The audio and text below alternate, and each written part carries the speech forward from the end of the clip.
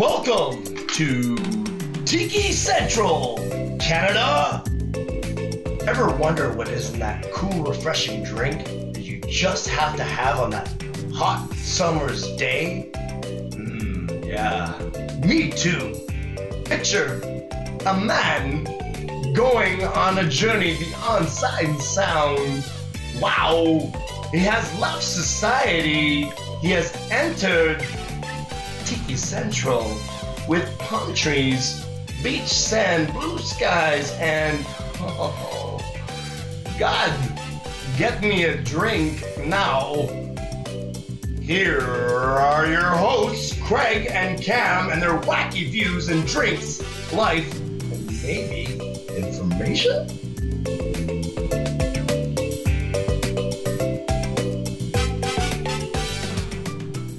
Hey folks, how you doing? Hey everybody. We're back. Good to be back. I'm good to be back. I just got back from Bahamas. Yeah, you're looking significantly darker than... I'm shedding my skin as we talk. Yeah, when I saw you last, and I'm not talking about your soul. Oh my God.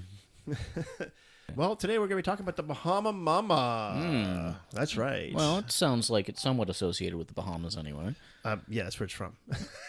Well, then fair enough. Yeah. It's in the name. So, Bahamas, sunny place. Yes. Right. So actually, what is weird about it is what we lucked out the time we were there, because in May it actually is high rain and high wind season. We did not know that, and so we were there It's just important to do your research, folks. I know, I'm researching so much. Well, about and you're alcohol. such a good researcher, too. I know that I fairly forgot about researching my own trip. Ah, well. It's like, whoops. Yep, live and learn. That's right. Never again. Yeah. So, okay, so it was high wind, horrible season, but you're saying it was actually decent for you guys. Yeah, we had 3 days of good sun for sure. Nice. We had one rain day and about 2 days of like off and on wind, but sun still. Okay. Yeah. Yeah, it was pretty good still. Well, and I mean, I imagine if you had the chance to get so badly burned that you needed painkillers, things were, they were probably okay. Well, also you forget too is that most of my trips I take are usually in January and February. Yeah. Well, and you're escaping the... All of a sudden, when you go down in April, that means that sun is much more powerful. Of course. Than it is during January and February. Well, yeah, because I mean, it's in the same hemisphere and everything, so it's still, it's still getting hotter there, isn't it? Yeah. Oh, yeah. It was pretty baked by the time I left there. Holy smokes. So the Bahama Mama. Yes. What's in it?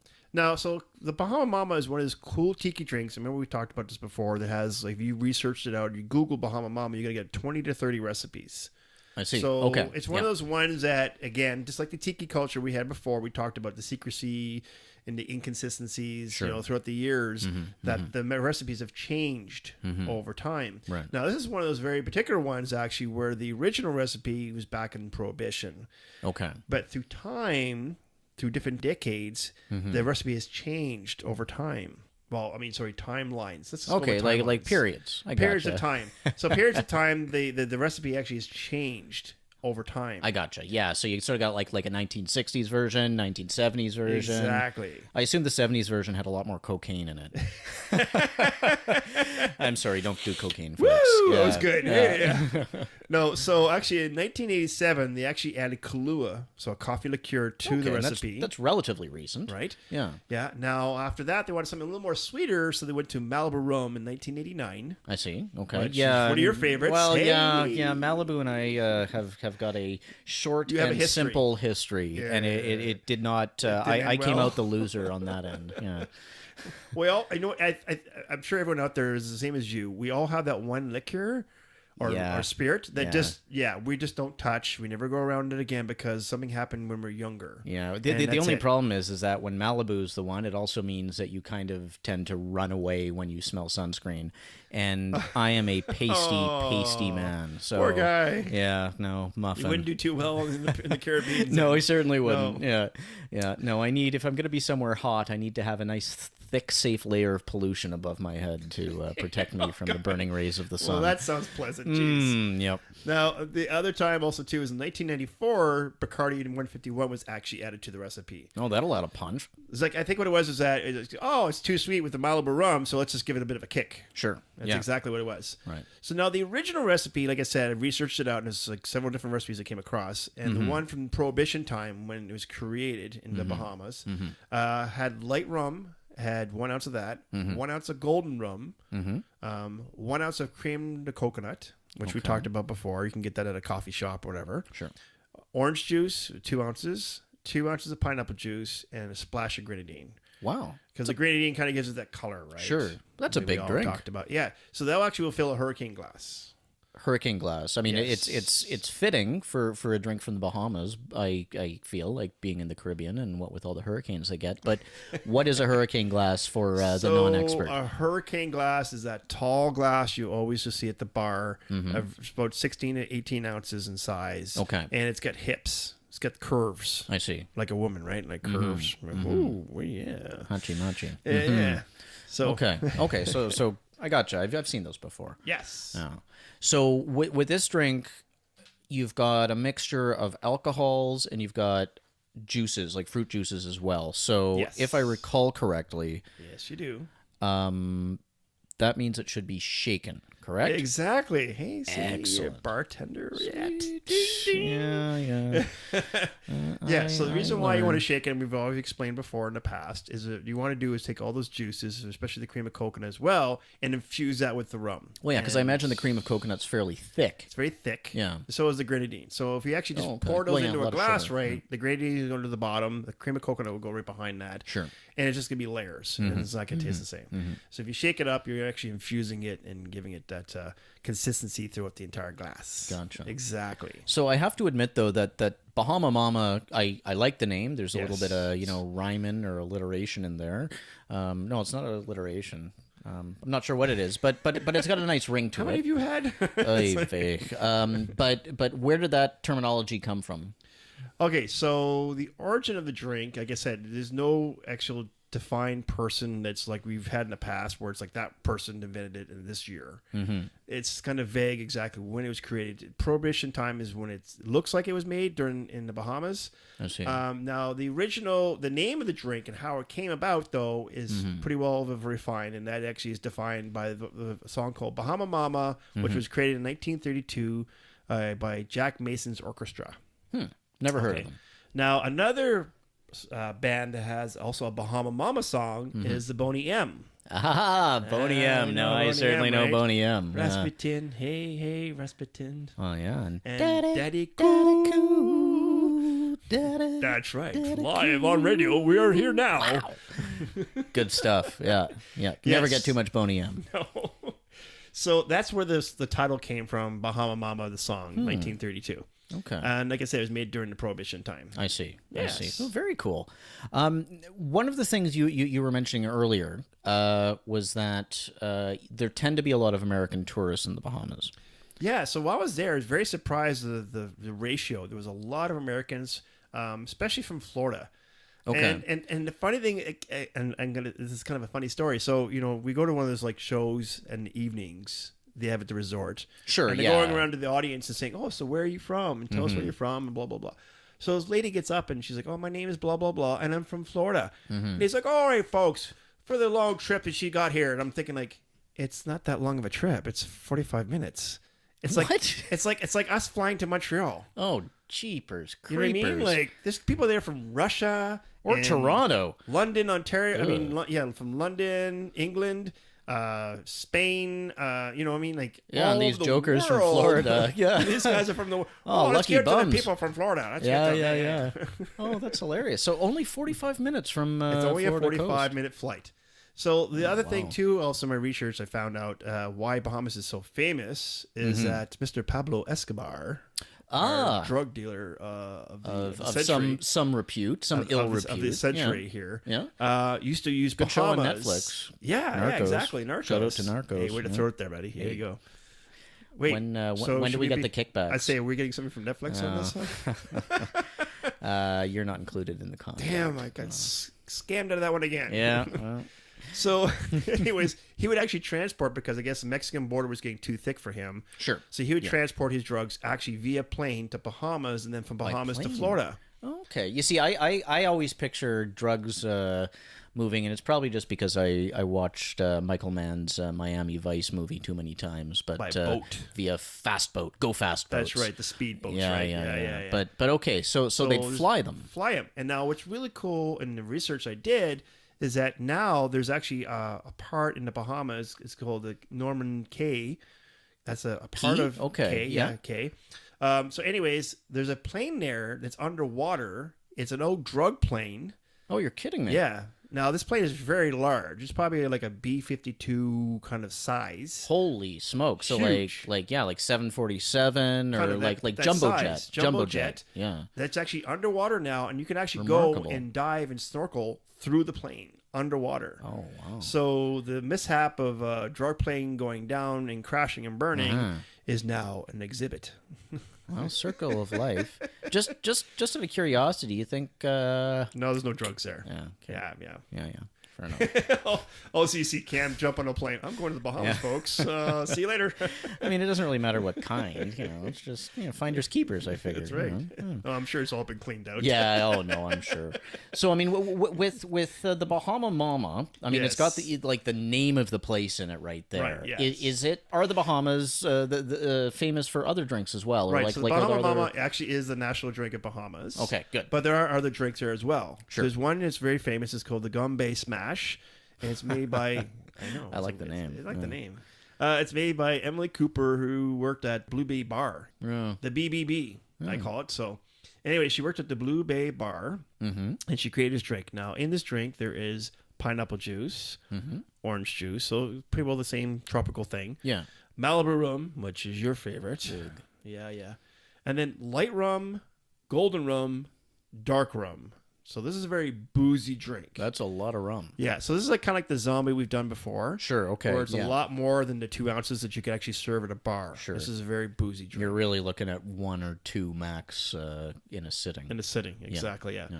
Now, the other drink that actually I found out, because like I said in the past, is that I go to these places in these countries in the Caribbean, and the bartenders tell me their drinks, and they're all happy to tell me, no problem, here's a recipe, here you go. Well, that's neat. I mean, that sounds like a nice, a very pleasant evolution of tiki culture, because I remember you saying it's very secretive, and now we've gone the other way. Yeah, right? Nice. So, but in this situation, when I was at the Bahamas and I was talking to this bartender, and he made this amazing drink, and I'm like, okay, what's in this drink? And he wouldn't tell me. He wouldn't let it go. Oh, okay. So I actually had to do, and me and Chris talked about this before in another podcast, is reverse mixology. So what it means is I tasted it. Okay, taste some peach schnapps in there, taste another sip. I tasted a little bit of this and that. And so after watching him make it once and checking, kind of watching keeping him, keep an eye on him, Sure. even though he's trying to be very sneakative, I still figured it out. So this drink is called the Liquid Steel. It's a cool name. Yeah, I like the name. And I told him that. And so it has a light beer, like say a Coors Light or Bud Light or something that's light. Okay, like a full beer? I'd say about half a beer. Okay. We'll give the recipe out. We'll put it on the right on. Okay. On the details. Yeah. So it's a light beer, triple sec, peach schnapps, cranberry juice, and raspberry puree.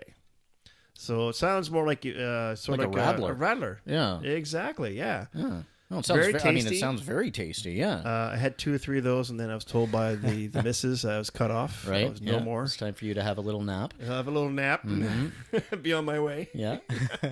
Yeah. So that one I figured out on my own, which is pretty cool. That's very cool. Yeah. Yeah. Do you mind offering the specific measures of all those things? Will that be on the website? So when I do the podcast, the details to this podcast, I'll do is I'll put all 3 recipes on there. Perfect. Yeah. So the Bahama Mama, the Gumbay Smash, and the Liquid Steel. We'll put all that on there for you. So, okay, Craig, I know that this is a drinks podcast. It's about mixology and tiki culture. But but for crying out loud, you were in the Bahamas, and we really haven't had much of a chance to talk about it. So what on God's green earth did you see there? So one of the cool things I saw right from my beach on the bay that I was on, right across was an island. And the best way to describe it is actually the island from the beginning of Gilligan's Island. Just remember, sit right back and I tell you a tale of a teapot trip. Yep, I definitely remember it. And the funny part was actually there was a boat that would transport people back and forth about every hour to this island. And I swear to God, this boat looked like the SS Minnow, but green. So I actually took a picture, and on my Facebook page, I've got this green boat with the island in behind, and I've got the words to the Gilligan's Island theme. Oh, that's hilarious. I wonder if a coconut radio would work on that island. I don't know. Or is there like what's the car they had that? It was like a Fred Flintstone car. Yeah. Here we go. We're really dating ourselves right now. There we go. I know. I'm so telling away my ages right now. But it was so cool. So what I ended up doing is I found out and asked some locals exactly whose island this is, and then I came back and, of course, verified it myself. Mm-hmm. It's actually Eddie Murphy's island. The comedian? The comedian actually owns this island. So what had happened was that he bought this island back in 2007 for $15 million. Okay, for an island? That's pretty good price. I mean, I'm not too great big rich guy. Right near Nassau, Bahamas. You're right there in the heart of all the action. The Caribbean. I wouldn't complain about that. And you're only a 45-minute flight to Florida. Exactly. Jeez. No, the only thing is, of course, you're in hurricane zone too, right? So like that kind of sucks. That's true, but you've got the glasses to handle it. Yeah, that's right.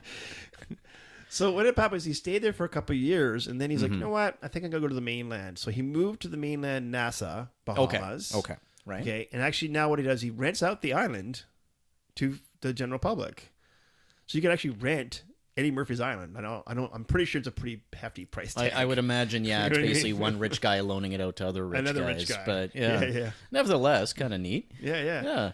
So a couple of other places that we checked out were, so of course we have to check out some bars. Of course, yes. Yeah. We checked out what's called the Tiki Bikini Hut.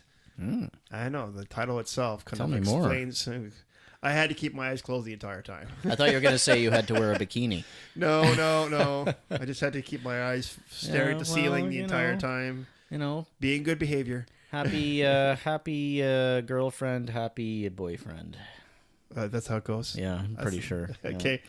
The other one we went to, and it's a franchise, I'm sure we've all heard of it, it's called Senior Frog. Oh, yeah, Senior Frogs. I've heard of them. I've never been to one. Yes. But I think they're popular down in the States. I don't think we have any in Canada, but I could be wrong about that. You're right. Okay. Yeah. So it's a pretty popular chain of bars. And actually this one in particular is actually hanging over the coastal line. So the whole bar actually is above water. Like it's actually perched. Okay, I see what you mean. Like on pylons kind of thing. Along the coastline. Right. And actually right across from it actually is where all the cruise ships come in. Mm-hmm. So it's really cool. You're literally maybe about 100 yards away from the cruise ships. From the cruise ships sailing coming by. in and out. Man, I'd like to plant myself on that patio. Now, what's really cool about this place is that they have signs that completely cover the ceiling, the walls, every inch of it. And the signs are kind of like slogans, like these silly slogans, like marriage is not a word, it's a sentence. Dun, dun, dun, dun, dun. Sorry, it took me a second there, but yeah, that's cute. Well, you're not married, so So what you're saying is that it's a series of dad jokes, bad jokes all over the place. Yeah. Well, that's fair enough. Yeah. A bit like I mean, I've seen in bars before. You get a whole bunch of license plates slapped up on the wall. Exactly. Yeah. I went to a place in Belgium actually, in Brussels, many years ago. Well, probably at least 5 years ago now, and it had a variety of hubcaps from all around the world from different vehicles. It was pretty impressive. Now, see, that would be cool. Yeah, that'd be very cool. Yeah, but signs are good too. Yeah. So, and then while we're there, they actually have a guy on a microphone the entire time that you're there. And what he does, he brings people up and he plays games with them. So he had done musical chairs. And so they sit there and do drinks. Mm-hmm. And if you remember musical chairs, so there was, say there's 10 people, there's 10 chairs. Yeah. And then one gets pulled each time. And then, of course, whoever doesn't get to a chair is out. Yeah. So whoever remains when there's one chair gets left a shot as well. So by the time you get to that last chair, seems like a lot of calories for it's a lot of shots, man, for sure. But it was pretty cool to watch, and it was really fun to see. And another place that we wanted to go see, but unfortunately our trip got canceled because of weather. Exuma Island, and that's where the pigs actually swim. You can actually swim with the pigs. I thought it was swim with sharks. No, this is swimming with the pigs. So on the beach, there actually are wild pigs living on this island. They roam free, do whatever they want. So like feral pigs. Yeah, all over the place. That's their home. That's their turf. Is there like a hotel? No. It's literally a like deserted island, very secluded island with pigs. There's no residents on it. It's just the pigs, and it's a tourist destination. And so you go there and you can swim with the pigs. He's got this strange look in his face. Thank God this is radio. So. I'm rarely speechless, but okay. So I need more context. You're gonna have to explain this a little bit to me. So what they actually do is you actually have to pay somebody to go over there via boat onto the beach. Okay. And then what you do is you bring apples and carrots with you, and the pigs will come running out of the forest out to you, and you can feed them these carrots and apples, but also too, they'll sit there and swim with you along the beach line. Wow. In the water. Also too, what they'll do is if your boat's close enough to shore, they'll actually swim out to your boat to get the food. You see, I'm just getting flashbacks to seeing the movie Hannibal. No, not that. They're not that violent. Yeah. They're not that kind of pig. Okay, fair enough. I'll take your word for it. But they're 'cause- essentially tame. I mean, I guess if you got fruit, you're probably safe. Well, think about it, because these pigs get fed daily Right. by So the they're all general public. Right. So they're used to people. You know what I mean? And they're also, they're not starving. They're full. They're well taken care of, I'm pretty sure. Okay. Yeah. So why are there pigs on this island? So where the pigs came from, and I've actually heard this twice in my lifetime, is one was that a shipwreck happened a long time ago and the pigs made it to shore. And then, so of course, there's like generations of pigs that live there. No, I suppose that's quite feasible. Yes, exactly. Because back then, remember, the merchant ships would bring livestock. With Yeah, them, absolutely. Right? Yeah. Well, you'd want to have livestock for wherever you ended up, or you wanted to sell them, or whatnot, or eat while you're traveling. Exactly. Yeah. Now, the second one is just what you talked about. Some pirates, what they do is actually place the pigs on the island for future food. While they go battle. So they would go drop them off. Okay, we come back for those guys later. Go to battle, and then never came back. It's like when I order an extra large pizza and then put half of it in the fridge and forget about it for a week. And then never come back. Yeah. So, yeah, but it's not like the pizza's going to also like have baby pizzas. Well, no, you see, that's the problem. I haven't quite figured that part of the equation out yet. But when I do, believe me, I'm going to be worth billions. That's it, yeah. Trying to make pizzas breed. That's it, yeah. I don't think that's gonna happen. Yeah, probably not. But a guy can dream. That's right. So okay, I'm not sure if this is the Bahamas, but I remember my parents, and my parents are not warm weather people, but I remember them going to a really, and this is many years ago, so I'm not even sure if it's relevant. Right. But I remember them. They had to go to a conference. Right. My dad had to go to a conference. My mom went with him, and there was this massive. I think at the time it was one of the biggest resorts in the world. Really lavish, and I called Atlantis, I think. Exactly, it's called Atlantis. Okay, so I'm right. That is in the Bahamas. Yeah, so okay. Atlantis actually is a resort in Nassau, Bahamas. Just let you know, by the way, Bahamas is like 700 islands. Oh wow. The majority of them are uninhabited. Like Okay. They're not, Yeah. Whatever. Well, yeah. I mean, Eddie Murphy owns one of them. So That's right. That's it. And the pigs too. That's true. Okay, so that's two down, right? That's two already. down out Yeah. of 700, 698 to go. So anyway, yeah. So Atlantis actually has a resort there, but also what they also have too is an aquarium, and this is actually one of the largest aquariums in the world. And you don't say. And we went to go visit. It's very, very cool. Actually, in the aquarium in the area, it has over 50,000 types of species. Wow. In the aquariums. Wow. 14 lagoons and over 8 million gallons of water. That is remarkable. So, and what's really cool about it is one part that I remember we went through. You go underground, and all of a sudden you're in a conveyor belt, and all of a sudden you come up and you're in a glass tunnel, and you're in the tank. Oh, I see. Okay, And I've seen photos of this type. You're of taking thing, pictures, yeah. and there's sharks swimming over top of Yeah, you. but it's like they're flying. I imagine. Manta rays. If you don't know what a manta ray is, folks, a manta ray is basically a stingray, but much bigger. Yeah, and I mean stingrays are what, like maybe 3 feet across. 3 feet across. These are probably get up to about 20 feet in width. Wow. Yeah, they're huge. Enormous. They're huge. So so you actually get to sit there on this conveyor belt, take pictures while you're going through the aquarium. Very, very cool. That sounds amazing. You see, now what I remember about my parents going to Atlantis, and the reason that it kind of came up. Yeah, kind of set off a light bulb is that my experience of Atlantis is significantly different because, well, number one, I didn't get to go. Other than hearing Being that expensive, it's well, yeah. No, and I mean, other than hearing that they had a fake earthquake every day as part of the kind of festivities that occurred cool. there. I didn't know that. Yeah, it's kind of neat. What I remember it for is my brother and I basically having a week-long party and nearly getting away with it, except somebody put a Post-it note right above the stove saying I was drunk here last week.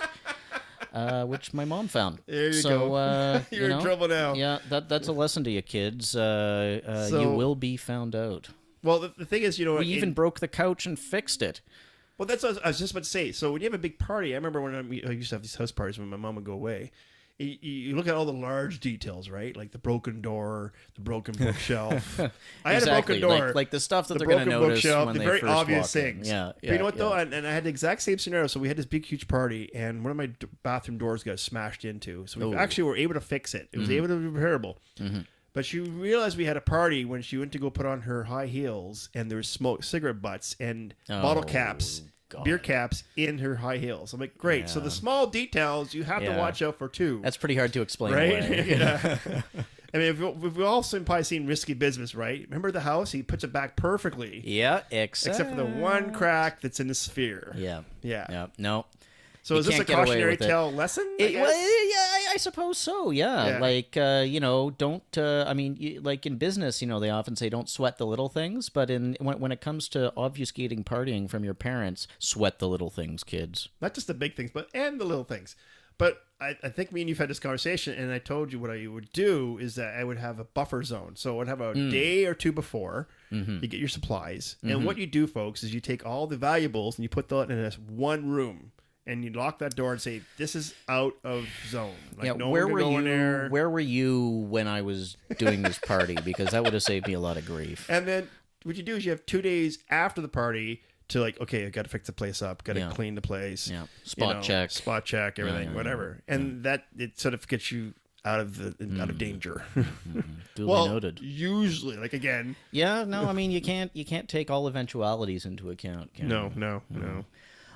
So okay, that's actually kind of a fun fact about the Bahamas, the fact that Atlantis is there, or us, yeah. Give me another fun fact. Okay, so one of the cool fun facts I like about Bahamas is the flag. So the flag actually has blue, yellow, and black in it. Now, the color yellow means sun, which is there all the time. Sure, yeah. Blue means water or sea. Yeah. And the black means strength and power of the people. So you got sun, water, and people. Strength and people. Yeah. Right. Now, another thing that's also cool about the Bahamas I found out while I was there is you know how every country has a coat of arms, right? Mm-hmm. Sure. In the coat of arms for Bahamas, there's a ship. The ship actually is a Santa Maria. Ah, okay. Which is Christopher Columbus. Right. Christopher Columbus's ship. Yeah, Nina Pinta Santa Maria. Right, because actually that was the very first stop he made when he came over here. In 14... I see. Okay. 1492. Yeah. That's right. Columbus sailed the ocean blue. That's right. Oh. So it was one of the first islands he hit, and that was actually the major hub back then, was Bahamas. Mm-hmm. So that's why the coat of arms is Santa Maria in there. Now, the other thing, too, also I noticed in there when I was doing some research is that tourism, and like I said, when I was down there, it was people mostly from the States, some Canadians, people from Germany, England, Those Germans are Russia. travelers. A lot of Russia people. A lot of Russians. Very surprised by that. Huh. A lot of Russians, actually, and Asians as well. Okay. Yeah. So apparently that 20% of the revenue for Bahamas is tourism. That's a huge chunk. That's a huge chunk. Yeah. And there actually are times of the year where there's more tourists than there are locals. Oh, okay. Yeah. Okay. Yeah. No, that actually is a bit reminiscent of Whistler Village, of the Whistler Blackcomb ski resort outside Vancouver. Okay. Yeah. Did not know that. I mean, now it's an all-season resort, right. But frequently the tourists outnumber the locals by a significant margin. Wow. And, the tourists tend to be significantly more... Money? Liquid. Okay. Yes. Yeah. Money's another way of putting it. Yeah. Spoiled would be another way. But Exactly. Rich and ready to spend it. Yep. Exactly. You just better smile. That's right. Hey, I'm sure that's what they want. Come on in, folks. Spend your money Absolutely. here while you're... Hey, it's an economic boom to the province. Just saying that, actually, I noticed when we're in the Bahamas, it's very Americanized for one, and two, it's probably one of the most expensive Caribbean islands I've ever been to. Really, it is. It's I don't like one of the that. most expensive. Yeah, but I mean, I guess it makes sense given its proximity. It's so simple. So the flights are from the States. I mean, it's only 45 minutes. Yeah, so right? the flights are relatively cheap, I imagine, and literally, you can be there and back in a day. Exactly. Yeah. That'd be weird. Hey, I'm going to the Caribbean just for the day. Yeah. Sure. Okay. Yeah. Okay. Wait. I wish. Did you know? I did not. Now, remember we just talked about that the Bahamas in some ways is kind of like the hub of the Caribbean. Sure. Yeah. Now, also too, back in the 16 and 1700s, was a pirate haven hub. Okay. So it was actually a hub as well back then for the pirates. Sure. And the reason why 700 islands, that's plenty of places to hide. Yeah, exactly. Yeah. Now, the reason why also too is because there's shallow waters in the Bahamas. So for the pirates, it was very easy for the merchant ships to take over. So and it was easy to take over the merchant ships. Yes. So the reason why it's very easy to take over merchant ships is because back then when the pirate sea started, okay, they would do is they'd have a small boats of like maybe 10 to 12 guys going up to the big merchant ships and then using their hooks, rope and hooks. Sure. And then that's very different than, the image. That you get in TV and movies and books. Yeah, and eventually stuff. the bigger ships came into play. But at the beginning, piracy actually started off with very small ships. Wow. Getting onto the bigger ships. You see, that's really interesting because, your and my mutual friend Ian spent some time fighting pirates off the coast of Somalia.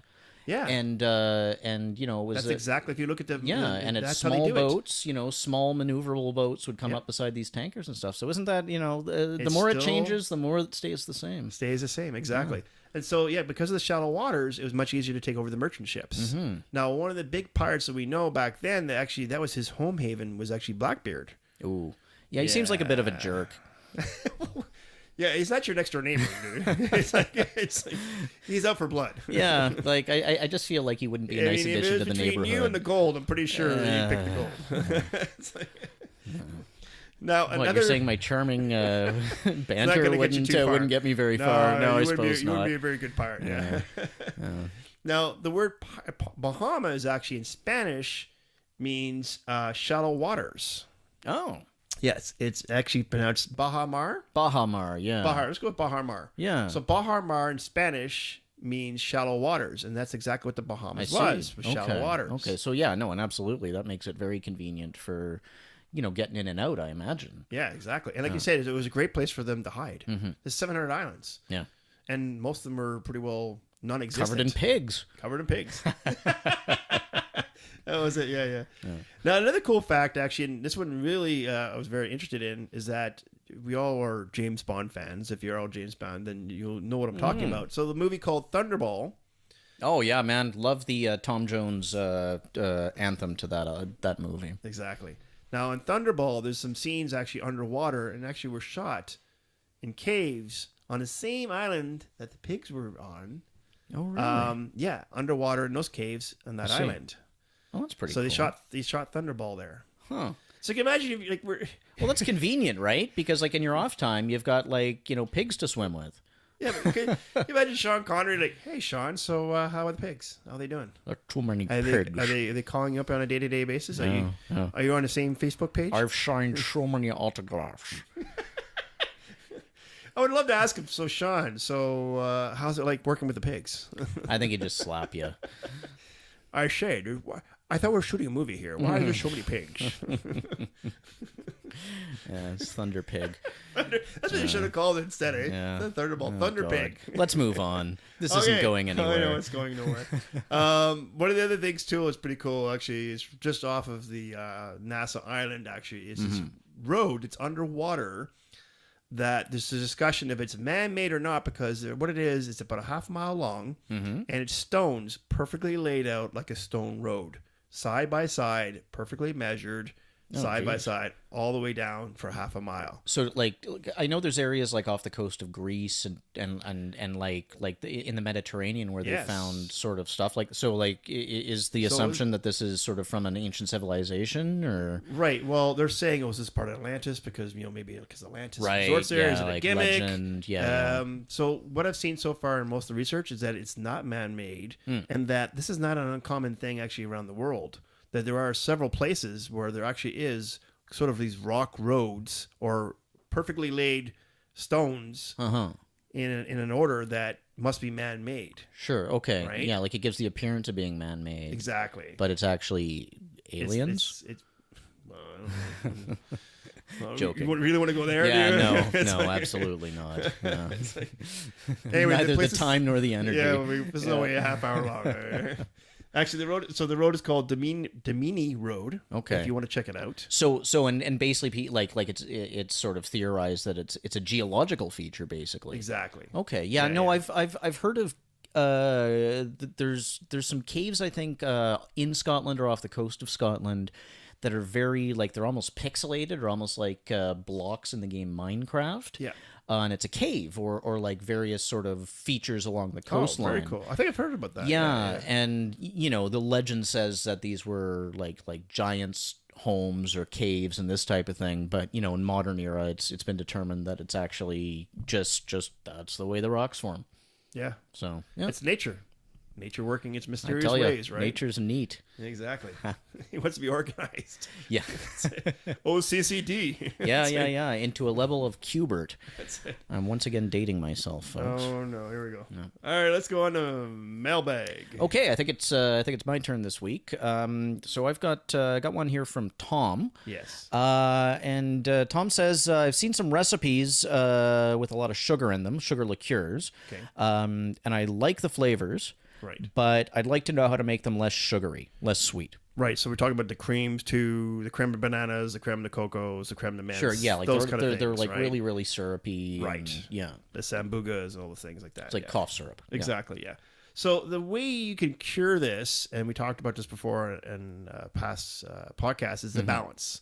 So a cocktail has to have a balance. So you can have a spirit, then you have the sugar, where we just talked about the liqueurs. But then also you could do is you add lime juice. And then what the lime juice is going to do is going to counteract the sweetness and therefore bring it up a little more balanced. And so it's not so sweet. Okay, that's a bit like gin and tonic then, I assume. Right, like if you do a Tom Collins example, there's lime juice and sugar in there, but really you don't taste them because they kind of counter each other out. They kind of knock each other out, right? Okay, right. Yeah, well, yeah, because I mean, they basically sort of sit on the opposite side of the flavor wheel. Like or if whatever you put too much of one, it's a little sweeter. If you put a little, it's a little more tart. Right. So you can do it that way. Also, bitters. Bitters is a really good way to cure this. Yeah, no sweetness there. Yeah. So you can do like an orange bitters or something that way. Therefore, the bitters is going to give you a little more bite and take away from the sweetness. Another way that you can do it, I'm not a big fan of on its own, is club soda. Okay, yeah, sure. Right. Salty Carbonated water with big bubbles. Yeah. But club soda is great in the summertime, especially in things like sangrias and things like that, because what it does, it softens up the punch. Yeah, well, no, and that's right. And I remember us, I think we've discussed that a little bit off mic before, but yeah. Yes. Okay. Yes. Well, and I'll sometimes swap out the tonic for soda with, sort of like more flavorful gins. Right. I'm generally happy with the result. Yeah, and like I was saying, you want to make sure it's a balance. So just make sure when you're doing this that you're trying a little bit at a time. You don't want to 2 or 3 ounces of soda and then all of a sudden you just washed out everything. Okay, right. So all of a sudden you don't taste any of the liqueurs that you want to get in there. Yeah, you're basically just drinking fizzy, salty water. Right. No good. Okay. And so that's the answer to that question. There we go. Awesome. So that is our show. And I think we've packed enough information into this one. Certainly think so. It's been a doozy. Yeah. Welcome back. That's because I do research. That's what I keep telling the girlfriend why we're going on trips for. We're going for research. Yeah. That's what we're going for. That means you can write them off, right? I wish. Yeah. It doesn't work that way. I wish it did. It'd be great. Yeah. All right, so let's tell everybody a little bit about more information about us. We can go to www.tikicentralcanada.ca. That's all one word. There you go. And on there, you'll see pictures of me and Cam and about who we are and what we're all about. And also, too, you'll see there's a link in there for iTunes and Google Play. So if you click on that, what that does is get you to subscribe to us, which is great because then every time you have a new episode, you automatically get notified. I don't know about you, but I love my podcast that I'm subscribed to that all of a sudden I get up in the morning and, oh, look, they have a new episode. Oh, yeah. No, I mean, I basically schedule the rest of my week around which podcasts I'm getting on a certain day through my subscriptions. So, exactly, right. I mean, I may lead a sad, sorry life, but, I've got that one constant. You know you're going to be living in my backyard fix for us this summer. Yeah, I know. Well, I mean, you got the Tiki bar out now, so... I know, we unwrapped it. It was great. It was it's beautiful. Yeah, it looks good. Just got to get it up and stocked and we're ready to go. I can't wait for our first episode from there. Recorded from there. there. We're going to record from there. It's going to be awesome. Yeah.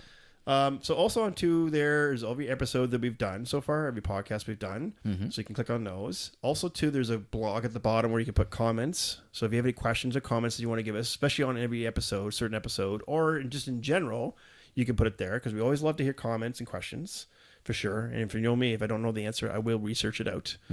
And I think that's about it, really. All direct links from every podcast. So if you're in your car or something, or you're walking, say, on a lovely day like today. Yeah, and you got a data plan, you can just stream right away. You can stream right away. There you go. And that's it. So, hey, I know we got some rums from Bahamas, so I think we need to do is crack them open. Well, and I got to say, after all this talking, I'm fairly parched. I definitely am, too. And I want to try some of this new stuff out. I'm looking forward to it. And by the way... Yes. I really appreciate that bottle you got for me, my buddy. It's research, right? Hey. That's right. Cam's doing the next podcast. There we go. Well, we'll see about that if I can still operate buttons. That's it. Okay. All right, folks. We're going to go talk to you later. All right, we'll see you later. Take care. Bye now. All right, bye. Well, I don't know about you, but I got it for me. Hey guys, right? Hey, where's my drink? Hey, where's my drink?